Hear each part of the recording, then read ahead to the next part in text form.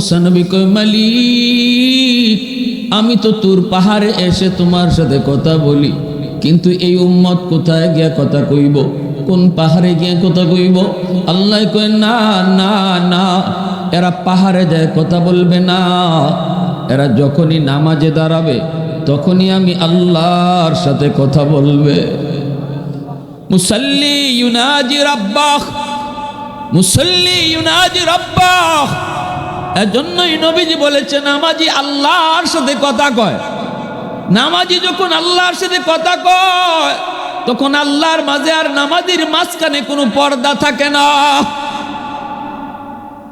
मूसा नबी कय मालिक बुझलाम नामाजी तुम्हार साथे कथा कय किन्तु तुमी केमने कथा कइबा गो आल्लाह आल्लाह कय एरा नामाजे दाঁড়ায় आमार साथे कथा कय আর যখন কোরআন পড়ে তখন আমি তার সাথে কথা কই নামাজি আল্লাহর সাথে কথা কয় আর কোরআন তেলাওয়াতকারীর সাথে আল্লাহ নিজে কথা কয় তো আওয়াজ দিয়ে কও না সুবহানাল্লাহ मोहब्बतेर साथे कहो ना सुबहानाल्लाह अतएव कुरान तेलावत दरकार आछे ना नाई फजरेर पर मागरिबेर पर एकटु रुटीन करे नाओ जुबक हाथे धरे बली पाये धरे बली घरे रहमत नाई बरकत नाई कारण एकटाई कारण मुसलमानेर घरे एखन कुरान तेलावत बंद हये गेछे महिलाराও कुरान तेलावत करे ना पुरुषेराও करे ना मोबाइल बेर होवार परे कुरान तेलावत बातिल हये गेछे অবসর টাইম যেই টাইমটাতে মুসলমান কোরআন তেলাওয়াত করতাম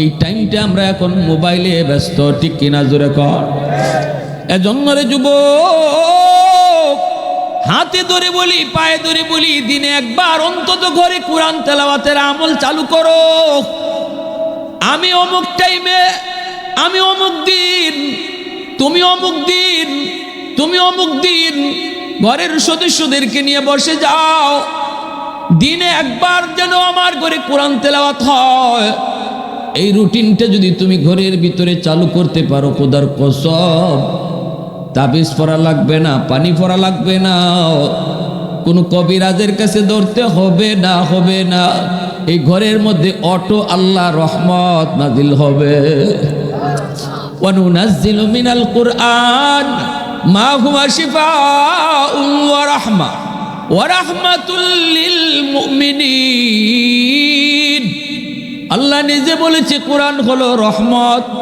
যেই ঘরে কোরআন তেলাওয়াত হয় এই ঘরে রহমত নাজিল হয় রহমত এজন্য ভাইরা বন্ধুরা মুসা কালিমুল্লাহ তখন আল্লাহর কাছে ডাক দিয়ে কই মালিক যেই উম্মত এত দামি যেই উম্মতের সাথে তোমার কথা হবে অথচ কোনো পর্দা থাকবে না আল্লাহ এই উম্মত তুমি আমি মুসাকে দিয়ে দাও আল্লাহ পাক কয় না রে মুসা তুমি অনেক আগে চলে আসছো এরা অনেক পরে আসবে মুসা নবী কয় মালিক তাহলে আমাকে তুমি নবী না বানাইয়া ওই নবীর উম্মত বানায়া দাও আল্লাহু আকবার হয় তুমি এই উম্মত আমারে দাও নয় আমারে উম্মত বানায়া দাও আল্লাহ কয় মুসা একটাও কবুল হবে না আল্লাহু আকবার জোরে কও এত দামি তুমি এত দামি আমি আল্লাহ তোমাকে আমাকে এত দামি বানাইছে ওই মুসা কয় আল্লাহ ওই কসাইর ঠিকানা তুমি আমাকে বলে দাও আল্লাহ পাক কয় দাও বাজারে দাও ঠিকানা লইয়া মুসা নবী চললেন বাজারে এসে পৌঁছলেন কসাইকে তিনি পেয়ে গেলেন নাম জিজ্ঞেস করে জানা গেল এই সেই লোক যেই লোকের নাম আল্লাহ নিজে বলছেন মুসা নবী নিজের পরিচয় তিনি দিলেন না মুসাফির এসে যে ডাক দিয়া বলতেছেন ভাই আমি তোমার বাড়িতে মেহমান হতে চাই তুমি আমাকে আজকে মেহমানদারি করাইবানি উদ্দেশ্য হলো লোকটা ঘরে কি আমল করে সেই আমলটা মুসা নবী খুঁজে বের করবে আল্লাহ তো আমলের কথাটা কয় নাই আল্লাহই কইছে মুসা তুমি গিয়ে খুঁজে বাইর করো কোন আমলের কারণে সে তোমার জান্নাতে বন্ধু হবে আল্লাহর পয়গম্বর মুসা কালিমুল্লাহ পরিচয় দিলেন না লোকটার সাথে তিনি তার বাড়িতে রওনা হয়ে গেলেন বাড়ির ভিতরে ঢুকলো বউয়ের রুমে আগে ঢুকলো না সন্তানের কাছেও আগে গেল না যেই রুমটার মধ্যে তার মা শুয়ে থাকে একজন বৃদ্ধা মা কবুতরের মতো হয়ে গেছে, বাঁকা হইয়া গোজা হইয়া ওই মায়ের রুমে যায় আগে ঢুকলো, ঢুকেই মাকে কুলে উঠাইলো, কুলে উঠাইয়া মাকে তুলায় তুলায় খাওয়াইতেছে। খানা নিয়ে আসছে বাজার থেকে, এই খানাটা সে মাকে খাওয়াইতেছে। এ যুবক, যেই মা শিশুকালে তোমাকে আমাকে তুলায় তুলায় খাওয়াইতো রে, এইভাবে সন্তান মারে তুলায় তুলায় খাওয়াইতেছে। তার কলিজার টুকরা দুইটা সন্তান পায়ে পয়রা কামতেছে আর বলতেছে, আব্বা পেটের ক্ষুদায় আর বাঁচি না, বাবা আমাদেরকে খানা দাও, পেটের ক্ষুদা আর সহ্য হয় না। তখন সন্তানের মাথায় হাত বুলাইয়া বাবাই কইতেছে, বাজার একটু সবর করো, আগে তোমাদের দাদুকে খানা খাওয়ায়া নেই। আল্লাহ পাক কই, বন্ধু ওয়ায়াসআলুনাকা মাযা ইউনফিকুন কুল মা আনফাকতুম মিন খায়র ফালিল ওয়ালিদাইনি ওয়াল আকরাবিন। ও বন্ধু, সূরা বাকারা আল্লাহ কই, মানুষেরা তোমাকে জিজ্ঞেস করে কোন কোন জায়গায় টাকা খরচ করবে, কোন জায়গায় পয়সা খরচ করবে, বেতনের টাকা সবার আগে কোথায় ব্যয় করবে, কার জন্য টাকা ব্যয় করবে।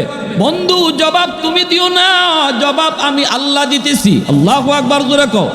আল্লাহ কই, বন্ধু জবাব তুমি দিও না, জবাবটা আমি দিতেছি, আমার জবাবটা তুমি শোনায়া দিও। বলে দাও, বলে দাও, বলে দাও, সবার আগে তার সম্পদ, সবার আগে তার বেতনের টাকা, সবার আগে তার ব্যবসার টাকা, লাভের টাকা, পকেটে আসা টাকা সবার আগে খরচ হবে বাপ মার জন্য, মায়ের জন্য, বাবার জন্য। বাবার ঔষধ নাই, আগে বাবার ঔষধ কিনো, নিজের ঔষধ আগে নয়। শীতের কাপড় মায়েরটা আগে কিনো, নিজেরটা আগে নয়, বউয়েরটাও আগে নয়, সন্তানেরটাও আগে নয়। আমি আল্লাহ বলতেছি, বন্ধু জানায় দাও, সবার আগে টাকা পয়সা বাপ মার জন্য খরচ করতে হবে। আদেশটা কার? জুড়ে আওয়াজ দিয়া বলেন, আরো জুড়ে বলেন, কার? খানা তোমার রেডি হয়েছে যুবক, খানাটাও তুমি মাকে আগে খাওয়াও, বাবাকে আগে খাওয়াও। আল্লাহ পাক রব্বুল আলামিন কয়, এই দুনিয়ার সন্তানের দল, সবার আগে বাপ মারে তুমি খাওয়াও, বাপ মার অভাবটা তুমি আগে, চাওয়াটা তুমি আগে পূরণ করো। এটা হলো আমি আল্লাহর আদেশ। এই যে মুসা নবী, আল্লাহর পয়গম্বর, তিনি দেখতেছেন ছোট্ট দুইটা কলিজার টুকরা সন্তান পায়ে পড়ে গেছে, সারাদিন না খায়া উফাস, বাবার হাতে খানা, বাবার হাতে খানা দেখার পরও বাবা সন্তানের মুখে খানা দেয় না গো, সবার আগে মার মুখে খানা দিতেছে। আর বাচ্চাগুলিরে বুঝায় বুঝায় কইতেছে, আব্বু একটু সবর করো, আগে তোমাদের দাদুকে খানা খাওয়ায় নেই। মুসা কালিমুল্লাহ কই, বাইরে ও ভাই, এই বাচ্চাগুলি কার? কয় ভাই বাচ্চাগুলি আমার। কই নিজের? কই আমার নিজের। এই মহিলাকে? কই আমার মা। বাচ্চাগুলির আগে খানা দিলা না, মারে আগে খানা দিয়েছো? বলে হ। মুসা নবী কয়, কতদিন যাবত আমল করো? কয় 40 বছর যাবত আমি মারেই আগে খানা খাওয়াই। আওয়াজ আসতে কোন, আরো আসতে কোন। 1-2 বছর নয়, 40 বছর যাবত আমিও আগে খানা খাই না, মারে আগে খানা খাওয়াই, এরপরে সন্তানরে খানা খাওয়াই, এরপরে বিবিকে নিয়ে আমি খানা খাই, সবার আগে আমার মাকে খানা খাওয়াই। 1-2 বছর নয়, 40 বছর। এইবার মুসা কালিমুল্লাহ কয়, বাইরে আমি দেখতেছি তোমার মা তোমার হাতের খানা খাইতেছে, আর মা টুটটার নারায়া নারায়া কি যেন দোয়া করতেছে। কি কইতেছে আমি বুঝি না, একটু বুঝায় কও তো। তখনই লোকটা কই, ভাই আমার মা 2টা দোয়া করে, একটা দোয়া কবুল হয়ে গেছে, আমি দুনিয়ায় পেয়েছি, আর একটা দোয়া কবুল হবে কি হবে না আমি জানি না। যেই দোয়াটা আমার কবুল হয়েছে সেটা হলো, মায় কইতো এখনো, মায় কই, আল্লাহ আমার সন্তানকে তুমি কখনো অভাবে ফেলেও না, আমার সন্তানের রিজিকের অভাব দিও না। আল্লাহ দুনিয়াতে তুমি শান্তিতে রাখো, আমি দুনিয়াতে খুব শান্তিতে আছি, আমার কোনো অভাব নাই। মার এই দোয়াটা কবুল হয়ে গেছে। আরেকটা দোয়া মায় করে, কিন্তু এই দোয়াটা কেমনে কবুল হবে আমি জানি না, আমার বুঝে আসে না। অথচ আমি জানি আমার রসুল কইছে বাপ মার দোয়া কবুল হয়, কিন্তু কেমনে কবুল হবে আমার বুঝে আসে না। মুসা নবী কই, কি দোয়া করে মা? কয় মায় দোয়া করে, আল্লাহ জান্নাতে মূসা নবীর বন্ধু আমার সন্তানরে তুমি বানায় দিও, আমার মানিকরে মূসা নবীর বন্ধু বানায়ো। ও ভাই, এটা কেমনে কবুল হবে বুঝে আসে না। আমি একজন সাধারণ মানুষ, এত বড় পয়গম্বর, ওই পয়গম্বর জান্নাতে আমার বন্ধু হবে কেমনে বুঝে আসে না। সাথে সাথে আল্লাহর পয়গম্বর মূসার চোখ দিয়ে দর দর করে পানি বেরোতেছে। মূসা নবী কান্দে আর কয়, মালিক এখন আমি বুঝতেছি আমার মা যেদিন মারা গেছিল ওই দিন তুমি আমাকে কেন কইছিলা, মূসা রে আজকে থেকে হুশে ঘুষে হাইটো, পিছনে মায়ের দোয়া নাই। ও মালিক এখন আমি বুঝি ওই দিন তুমি কেন কইছিলা মূসা সাবধানে কদম দিও, এখন আর পিছনে মার দোয়া নাই। আজ তোমার মা মারা গেছে রে মূসা।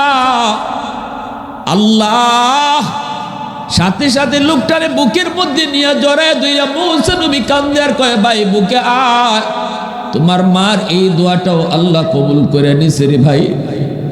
আমি বনি ইসরাইলের পয়গম্বর নাম হলো মূসা।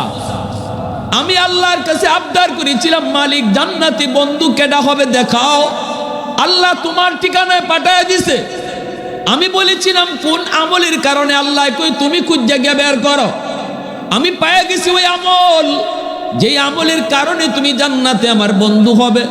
আমলটা হলো তোমার মার দোয়া, মার দোয়া, মার দোয়া। আওয়াজ দিয়া কন্যা সুবহানাল্লাহ, আর একটু জোরে কন্যা সুবহানাল্লাহ। পৃথিবীতে মায়ের মতো আপন কেউ হবে না, পৃথিবীতে মায়ের মতো আপন কেউ হবে না। তোমরা কোনো দিনও মায়ের মনেতে কষ্ট দিও না, তোমরা কোনো দিনও মায়ের মনেতে কষ্ট দিও না। পৃথিবীতে মায়ের মতো আপন কেউ হবে না, তোমরা কোনো দিনও মায়ের মনেতে কষ্ট দিও না, তোমরা কোনো দিনও মায়ের মনেতে কষ্ট দিও না। কত পাপী এমন আছে মাকে কষ্ট দেয়, মায়ের মনে কষ্ট দিয়ে অভিশাপ নেয়। মায়ের মনে কষ্ট দিলে খোদা যে সহে না, মায়ের মনে কষ্ট দিলে খোদা যে সহে না। তোমরা কোনো দিনও মায়েরই মনেতে কষ্ট দিও না, তোমরা কোনো দিনও মায়েরই মনেতে কষ্ট দিও না। পৃথিবীতে মায়ের মতো আপন কেউ হবে না, তোমরা কোনো দিনও মায়েরই মনেতে কষ্ট দিও না, তোমরা কোনো দিনও মায়েরই মনেতে কষ্ট দিও না। এজন্য আমার ভাইরা বন্ধুরা, আল্লাহর নবী রহমতের নবী বলেছেন, বাপ মার দোয়াও আল্লাহর দরবারে কবুল, বাপ মার বদ্দও আল্লাহর দরবারে কবুল। সালাসাতুন দাওয়াতুম মুস্তাজাবাতুন লা শাক্কা ফীহ, দাওয়াতুল মাজলুম ওয়া দাওয়াতুল মুসাফির ওয়া দাওয়াতুল ওয়ালিদি আলা ওয়ালাদিহি। মা বাবার দোয়া বদদোয়া আল্লাহর দরবারে কবুল, মজলুমের দোয়া বদদোয়া আল্লাহর দরবারে কবুল, মুসাফিরের দোয়া বদদোয়া আল্লাহর দরবারে কবুল। সমাজের দুর্বল মানুষের উপরে কখনো জুলুম করবা না। ক্ষমতা আছে বিধায় দুর্বলের উপরে হাত উঠায়ও না, দুর্বলের উপরে তুমি মুখ চালাও না, দুর্বলের উপরে তুমি কখনো জুলুম কইরো না। এর যুবক, দুর্বল মানুষটা হয়তো তোমার বিরুদ্ধে মামলা দিবে না, মেম্বারের কাছেও যাবে না, চেয়ারম্যানের কাছেও যাবে না, এমপির কাছেও যাবে না, কারণ এমপি তোমার লোক, চেয়ারম্যান তোমার লোক, মেম্বার তোমার লোক। না না, থানায় গিয়া মামলাও দেয় না, দারোগাও তার মামলা নেয় না, কারণ দারোগা থানার সব কিছু টাকা দিয়া সবলে বন্ধ করে রাখছে। ওই দুর্বল মানুষটা যদি রাতের অন্ধকারে আল্লাহর কাছে মামলা দেয়া দেয়, মায়ের নবী বলেন এই মামলাটা দিতে দেরি হয়, আল্লাহর আদালতে বইতে দেরি হয় না। দুনিয়ার আদালত বড় সহজ, দুনিয়ার জজ সাহেবকে ম্যানেজ করা যায় ফোন দিয়া, টাকা দিয়া, পয়সা দিয়া, ঘুষ খাওয়ায়া। কিন্তু বলো দেখি আল্লাহর আদালতে আল্লাহকে ম্যানেজ করার সাহস কারো আসেনি? আওয়াজ দেয়া কেউ আসেনি। এজন্য আল্লাহর আদালত বড় ভয়ঙ্কর। ঘরের মধ্যে আমার স্ত্রী আমার কাছে বড় দুর্বল, এই ঘরে আমার স্ত্রীর আপন বলতে কেউ নাই, বড় হয়েছে বাপ মার কাছে, স্বামীর হাত ধরে চলে এসেছে অজানা অচেনা জায়গায়। এই ঘরের মানুষগুলি কেমন জানে না, শ্বশুরের মেজাজ কেমন তাও জানে না, শাশুড়ির মেজাজ কেমন তাও জানে না, ননদ কেমন দেবর কেমন তাও জানে না। তুমি স্বামীর দিকে তাকাইয়া, স্বামীর হাত ধইরা, স্বামীর চেহারার দিকে তাকাইয়া মেয়েটা সারা জীবনের জন্য, মা বাবা ভাই বোন সারা জীবন ভোর যেই মানুষগুলা তারে মায়া কইরা বড় করলো, ওই মানুষগুলাকে চিরজীবনের জন্য পর বানায়া তুমি স্বামীকে আপন বানায়া, স্বামীর ঘরের মানুষগুলাকে আপন বানায়া চলে আসলো। এই ঘরে যদি তুমি স্বামী তারে মায়া না করো, যদি তার উপরে টর্চারিং করো, যদি তার উপরে মানসিক শারীরিক কোনো টর্চার করো, যুবক এই দুর্বল মানুষটা কারো কাছে বিচার দেয় না, কারণ ঘরের কোনো মানুষ তার নিজের না, সবগুলি মানুষ হলো স্বামীর মানুষ। কারো কাছে বিচার দিয়া বিচার পাবে না। রাতের অন্ধকারে হয়তো চোখের পানির ফোঁটা জমিনে ফলাবে, পাকঘরে যায় হয়তো চোখের পানি ফলাবে, বাথরুমের ভিতরে ডুইকা হয়তো কান্দবে, ফোন দিয়া বাবাকে কইবে না, মা কেউ জানায় না। কারণ অনেক মেয়েরাই বাপ মার কাছে স্বামীর বাড়ির নির্যাতনের কথা কয় না, কইলে বাবা টেনশন করবে, মা টেনশন করবে, নীরবে নীরবে চোখের পানিটা ফালায়। এই পানির ফুটা এত গরম, মাটি বরদাস্ত করে না, মাটি বরদাস্ত করে না। প্রতিটা পানির ফুটা যায় আল্লাহর আদালতের ফাইলে মামলা হয়ে দায়ের হয়। কিয়ামতের ময়দানে বহু স্বামী আল্লাহর আদালতে স্ত্রীর মামলায় ধরা খেয়ে যাবে, স্ত্রীর মামলায় ধরা খেয়ে যাবে। এজন্য আল্লাহ রসুল কয়, দুর্বলের দোয়া বদ্ধ আল্লাহর কাছে কবুল, মুসাফিরের দোয়া বদ্ধ আল্লাহর কাছে কবুল, বাপ মার দোয়া বদ্ধ আল্লাহর কাছে কবুল। বাপ মা যদি সন্তানের জন্য দোয়া করে, এই দোয়া যেমন কবুল, বদ্ধ দিল বদ্ধ কবুল।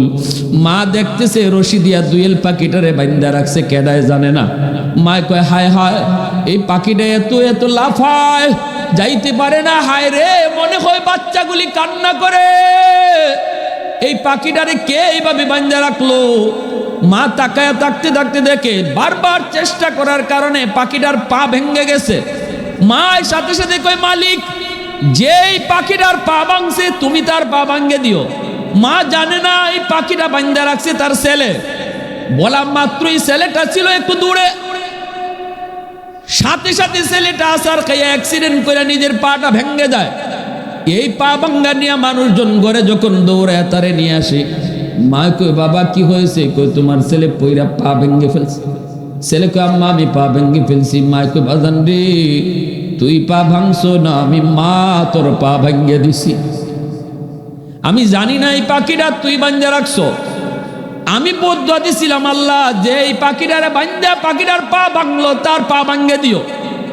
এজন্য আমার রসুল কয়, আব্দুল কাদের জিলানী, মঈনুদ্দিন চিশতির মতো এত বড় বড় ওলি যদি তোমার ঘরে দাওয়াত করে খাওয়াও, সবাই যদি তোমার জন্য দোয়া করে, দোয়াও করো, হাত উঠাইলো, দোয়া কবুল হবে কি হবে না কোনো গ্যারান্টি নেই। কিন্তু ভাঙ্গা করে বৈশা যদি মা হাত উঠায়, বাবা যদি হাত উঠায়, আমার রসুল বলে ওই বাপ মার দোয়া কবুল হবে 100% গ্যারান্টি।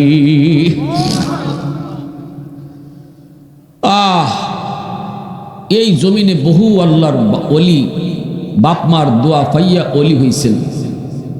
আবার এই জমিনে বহু যুবক বাপ মার কলিজায় ব্যথা দিয়া ধ্বংস হয়েছে। এমন ঘটনা আসেনি না ভাই? রসুল বলেন একমাত্র কবিরা গুনাহ উকুকুল ওয়ালিদাইন ফাইন্নাহু ইউআজ্জালু লিসাহিবিহি ক্বাবলাল মামাত। একটা কবিরা গুনাহ বড় খতরনাক। এই কবিরা গুনাহটার শাস্তি আল্লাহ পরকালে তো দিবেই, তবে দুনিয়াতে আল্লাহ নগদ দিবে মরার আগে আগে। এই গুনাহটার শাস্তি আল্লাহ দুনিয়াতে নগদ দেয়। সাহাবায়ে কেরাম জিগায়, নবী কয় সেই গুনাহটা হলো মা বাবার অবাধ্য সন্তান। যেই সন্তান বাপ মার অবাধ্য, তারে আল্লাহ দুনিয়াতে মরার আগে আগে নগদ শাস্তি দিবে দুনিয়াতে। এজন্য প্যারে হাদিরিন, করাচির হজরত হাকিম আক্তার সাহেব রাহিমাহুল্লাহ, বহুত বড় বুজুর্গ, করাচির জামে মসজিদে নামাজ পড়েন। দেখতেছেন একটা যুবক বড় সুন্দর করে নামাজ আদায় করলো। তার রুকুটা বড় সুন্দর, তার সাজদাটা বড় সুন্দর, তার দাঁড়ানোটা বড় সুন্দর, তার বসাটা বড় সুন্দর, তসবিহ পড়াটা বড় সুন্দর। অনেক ইতমিনানের সঙ্গে, খুশু হুজুর সঙ্গে, তাড়াহুড়া নয়, অত্যন্ত ধীরে স্থিরে নামাজটা পড়লো যুবক। কিন্তু যুবকের ডান হাত কাপড় দিয়ে পেঁচানো। করাচির হজরত হাকিম আক্তার সাহেব আরিফ বিল্লাহ, ইনি তার কিতাবের ভিতরে লিখছেন, নামাজ শেষ হলে পরে আমি যুবককে বললাম, যুবক এত সুন্দর করে নামাজ আদায় করেছ, কিন্তু ডান হাত কাপড় দিয়ে পেঁচানো কেন? যুবক বলতেছে, গল্লার অলি, আমার হাতের মধ্যে পচন শুরু হয়েছে, পচন, দুর্গন্ধ বের হয়। এই পচন শুধু উপরের দিকে উঠতেছে, উপরের দিকে উঠতেছে। আমি কাপড় দিয়ে পেঁচায় রাখি, যদি পেঁচায় না রাখি কেউ মসজিদের ভিতরে টিকতে পারবে না, এত দুর্গন্ধ। আমাকে আমার এলাকার মানুষ এলাকা থেকে বের করে দিছে, আমার বউ আমাকে ফেলাইয়া বাপের বাড়ি চলে গেছে। এখন আমি মসজিদে মসজিদে ঘুরি, বিভিন্ন জায়গায় ঘুরি, আল্লাহর কাছে কান্দি। আল্লাহর ওলি কই, যুবক তুমি কি ডাক্তার দেখাও না? যুবক বলে, সব ডাক্তার দেখানো শেষ, কোনো ডাক্তার আমার রোগ ধরতে পারে না গো আল্লাহর ওলি। আল্লাহর ওলি কয়, বাবা রে, অন্য ডাক্তার দেখাই, চলো তোমাকে নিয়ে যাই। যুবক কয়, হুজুর লাভ নাই, লাভ নাই, আমাকে ডাক্তার দেখে কোনো লাভ হবে না গো। ডাক্তার আমার রোগ ধরতে পারে না। কোনো ডাক্তার যদিও আমার রোগ ধরতে না পারে, আমি কিন্তু আমার রোগ ধরে ফেলেছি। আমার রোগ হলো আসমানি। দুনিয়ার ডাক্তারে চিকিৎসা করে জমিনে, রোগ হইল আসমানে, চিকিৎসা চলে জমিনে, কখনো রোগ ভালো হবে না। আগুন লাগছে শেরপুর, পানি দেই যদি ফরিদপুর, জীবনে কোনোদিন আগুন নিববে না। হুজুর আমি আমার মার গর্ভে একমাত্র সন্তান, জন্মের কিছুদিন পরে আমার আব্বা মারা গেছেন। আমার মার তখনও যৌবনকাল, আমার নানা আসছে, নানি আসছে, মামা আসছে, মাকে নিয়ে তারা চলে যাবে, অন্যত্র হয়তো বিয়ে দেবে। কিন্তু আমার মা বলেছিল, আমাকে আমার আল্লাহ একটা মানিক দিয়েছি বাবা, আমি আমার স্বামীর বাড়ি ছেড়ে কোথাও যাব না, আর দ্বিতীয় বিয়েও বসবো না।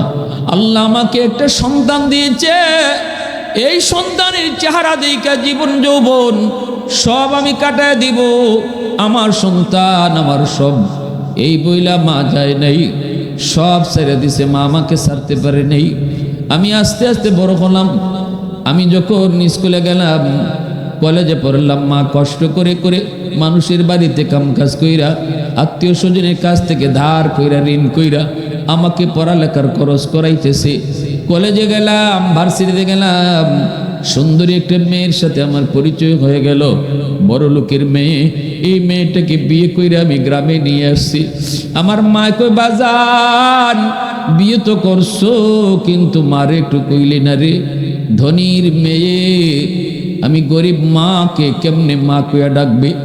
বাবা তুই মনে কই ভুল করে ফেলেছো বাবা। ছেলে কই, না গো মা, ভয় পেও না, আমি বলছি, আমি সব জানাইছি। এ যুবক মনে রাখো, বিয়েটা কিন্তু একটা ছেলে খেলা না, বিয়েটা কিন্তু ছেলে খেলা না। শরীয়ত বলে বিয়ে করার সময় তুমি সর্বদা তুমি কোন পজিশনে আছো, পজিশন দিকে বিয়ে করবা। তুমি যেই পজিশনে আছো এই পজিশনে যাও, উপরে বেশি উপরে যেও না, কুফু মিলায়া বিয়ে করো, কারণ এর দ্বারা তোমার সংসারে, তোমার ফ্যামিলিতে শান্তি বজায় থাকবে। আর যদি তুমি গরিব হও, কোটিপতির মায়া তুমি বিয়ে করো, হয়তো কিছুদিন ভালোবাসা থাকবে, এরপরে মেয়েটা তার বাপের বাড়ির সম্পদের অহংকার দেখাবে। ঠিক কিনা জোরে বল? হ্যাঁ, এজন্য শরীয়ত কই কুফু মিলায় বিয়ে করক। এ যুবক, আবেগের বশীভূত হইয়া তুমি বিয়া শাদীর সিদ্ধান্ত নিও না বাপ মার অনুমতি ছাড়া।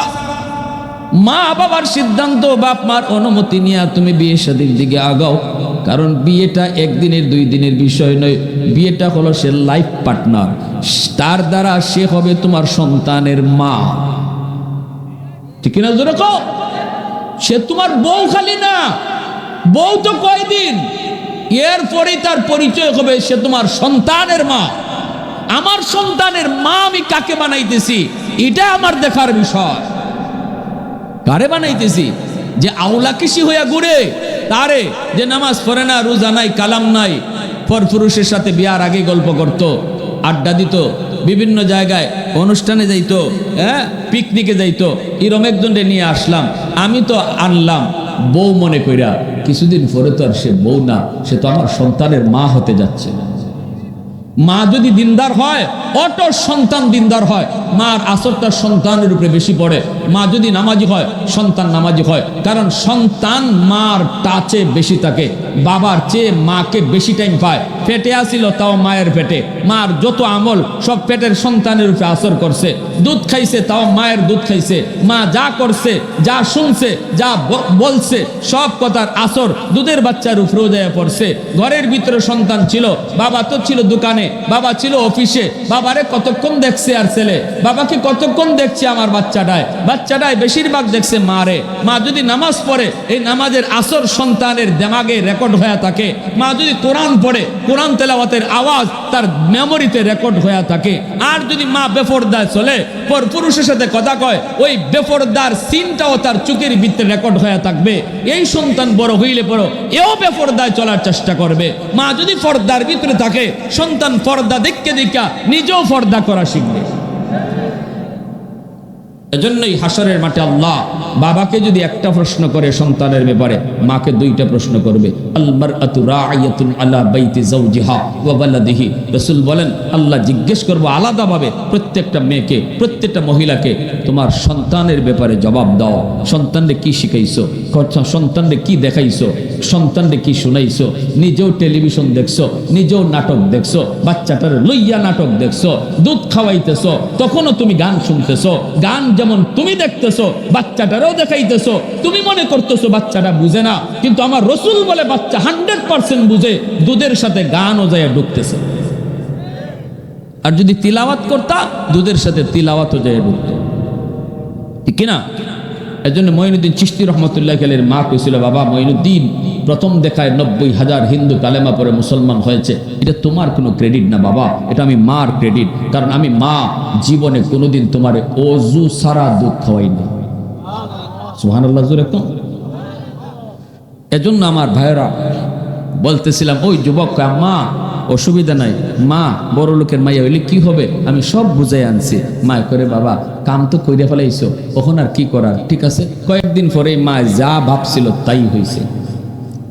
বড় লোকের মেয়ে গরিবের মাকে মা কইতে লজ্জা পায়। অফিস থেকে আসলে পরে ছেলের কানে কানে মার বিরুদ্ধে নালিশ দেয়। প্রথম দিন বউরে ধমক দিছে, দ্বিতীয় দিন আর ধমক দেয় না শুনে, তৃতীয় দিন মার রুমে ঢুইকে মারে বকাবকি করে ফুলায়। চতুর্থ দিন মার রুমে ঢুইকে মারে বকাবকি করে। মা কই, বাজান কি করছ তুই? আমার বউর সাথে তুমি এই করছো সেই করছো।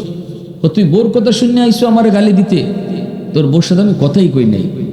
এমনি কয়, প্রতিদিন খালি এক আওয়াজ আইলে পরে কয়দিন শুনবো।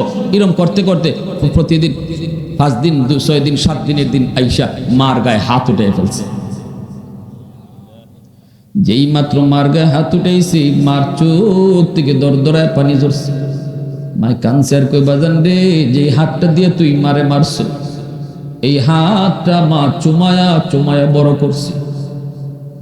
এই হাতে তোর বাপের চুমু নাই, এই হাতের মধ্যে শুধু মার চুমা লাগে আছে। বউয়ের কথায় মার গায়ে হাত উঠে দিলি, ঠিক আছে, আল্লাহ তোর এই হাত যেন ফসায়া দেয়, তুই যেন আমার জানাজার নামাজ পড়তে না পারস। হুজুর, আমার মা 2টা বদদুয়া দিছে, সাথে সাথে আমি টের পাইছি আমার পায়ের নিচের জমিন কাঁপে উঠছে। বাপ মা যখন বদদুয়া দেয়, আল্লাহর আরশটা পর্যন্ত কাঁপে উঠে। এ যুবক, কেন তুমি দুনিয়ার সফলতার মুখ দেখো না রে?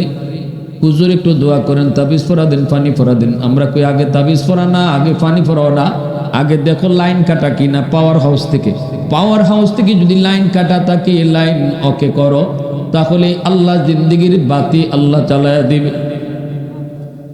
পানি পরায় কাম হবে না, রোগ এক জায়গায়, গন্ডগোল আর এক জায়গায়, আগুন লাগছে এক জায়গায়, পানি দেওয়া আর এক জায়গায়। হুজুরের দোষ, হুজুর নাই, হুজুর নাই, আগের হুজুর নাই, আগের হুজুর নাই। আগের হুজুররা পানি ভরা দিলে ডাইরেক্ট অ্যাকশন, ফু দিলে ডাইরেক্ট অ্যাকশন। বাইরে হুজুরের দোষ না, দোষটা হলো আমার। ঠিক কিনা জোরে বলো। আমি তো আমার মার কলিজায় আঘাত দিয়ে রাখছি, বাবার কলিজায় আঘাত দিয়ে রাখছি, অতএব হুজুরের দোয়া আমার জন্য কাজ হবে না। এখানে লাভ নাই। রোগ যেখানে ওখানে চিকিৎসা করো, আগুন যেখানে ওখানে পানি দাও। ঠিক কিনা জোরে বলেন ভাইয়ের আমার। তখনই যুবক কয়, অফিস থেকে খবর পাইলাম মা মারা গেছে, আমি বাড়িতে আসতে চাইলাম গ্রামে। এত সমস্যা ওই দিন হয়েছে হুজুর, পৌঁছতে পৌঁছতে অনেক দেরি হয়ে গেছে, জানাজা শেষ। মানুষেরা কয় বাবা অনেক চেষ্টা করেছি, মানুষদের আর ধৈর্য কুলায় না, জন্য জানাজা পড়ে ফেলছি। আমি বলছি বাজান তোমাদের দোষ নাই, আমার বুঝ হয়ে গেছে কেন আমি জানাজা পড়তে পারি নাই। অন্য দিন তো এত সমস্যা হয় না গ্রামে আসতে।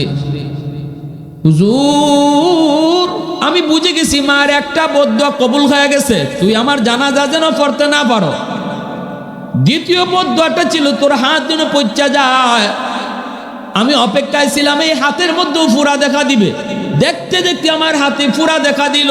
এই ফুরা থেকে পচন শুরু হলো, অ্যান্টিবায়োটিক হাই অ্যান্টিবায়োটিক দেওয়া হলো, কোনো কাজে আসে না, উপরের দিকে শুধু উঠতেছে। এত দুর্গন্ধ, এত দুর্গন্ধ, যেই বউয়ের কারণে মার গায়ে হাত উঠাইছি, ওই বউটাও আমারে ফালায় বাপের বাড়ি চলে গেছে। এলাকার মানুষেরা আমার এলাকা থেকে বের করে দিছে। এই পচন আর ভালো হয় না। হুজুর আমি বুঝে গেছি এই পচন হলো আমার মার বদদুয়া। আল্লাহ আল্লাহ যেন তোর এই হাত ফসায় দেয়, যে হাত দিয়ে তুই আমারে মারছো, এই বদদুয়াটার কারণে আমার হাতে পচন শুরু হয়েছে। হুজুর একটু দোয়া করেন, কেমনে আমি আল্লাহর কাছে মাপ পাইমু। আল্লাহর ওলির চোখ দিয়ে পানি ঝরে। আল্লাহর ওলি যুবকের জন্য কান্দে আর কই যুবক। আবু দাউদ শরীফের একখানা হাদিস, রাসূল কয় মান যারা কবর আবাওয়াইহি ফি কুল্লি জুমাতিন গুফিরা লাহু কুতিবা বাররান। জুম্মার দিন যদি কোনো সন্তান বাপমার কবর জিয়ারত করতে যায়, এই কবর জিয়ারতের উসিলায় আল্লাহ পাক তার দুনিয়ার গুনাহ মাফ করবে এবং বাধ্য সন্তানের তালিকাভুক্ত বানায় দিবে। জুম্মার দিন কবর জিয়ারত করব, কারা কারা একটু হাত উঠে আল্লাহরে দেখাও। আল্লাহ তুমি কবুল করো। সবাই বলেন আমিন, আরো জোরে বলেন আমিন। রাসূল কয় যাদের বাপ মা দুনিয়াতে আছে, শোনো একটা কথা কই, শোনো রাসূলের শেষ হাদিসটা শোনাই। আন আবি হুরায়রা রাদিয়াল্লাহু তাআলা আনহু قال মান আসবাহা মুতিয়ান লিল্লাহি ফি ওয়ালিদাইহি আসবাহা লাহু বাবানে মাফতুহান মিনাল জান্নাহ। আজকে রাতে যদি কোনো সন্তান ঘুমাইবার আগে বাপ মারে খুশি করে ঘুমাইতে পারো, কেমনে খুশি করবা আমি জানি না, আমি জানি না, আমি জানি না, তবে কিছু কই, মশারিটা টানাই দাও বাপের, মার মশারিটা আজকে নিজেকে টানাও, মার মাথায় একটু তেল লাগাই দাও, বাবার ফাড় তলার মধ্যে একটু তেল লাগাই দাও। আব্বা শরীরটা কেমন লাগতেছে এখন, আপনি একটু ঘুমান। এতটুকু কইরেও যদি বাবার দিলটা খুশ করে তুমি ঘুমাইতে পারো, রাসূল কয় তুমি সন্তানের জন্য সকাল হইতেই আল্লাহ জান্নাতের দরজা খুলে দেবে। আর যদি রাতের বেলা কোনো সন্তান বাপমার কলিজায় ব্যথা দিয়া ঘুমাও, দিনে কোনো কাজ কথা কইয়া বাবার কলিজায় ব্যথা দিছো, মার কলিজায় ব্যথা দিছো, কোনো আচরণ কইরা বাপ মার কলিজায় ব্যথা দিছো, রাতে তুমি ঘুমাই যাইতেছো অথচ মাপ নিতেছো না। ঘুম তো ঘুম না, ঘুমটা তো মরণ। তুমি নিজে জানো যে ঘুমটা হলো মরণ। এজন্য দোয়াও করছো আল্লাহুম্মা বিসমিকা আমুতু আহিয়া।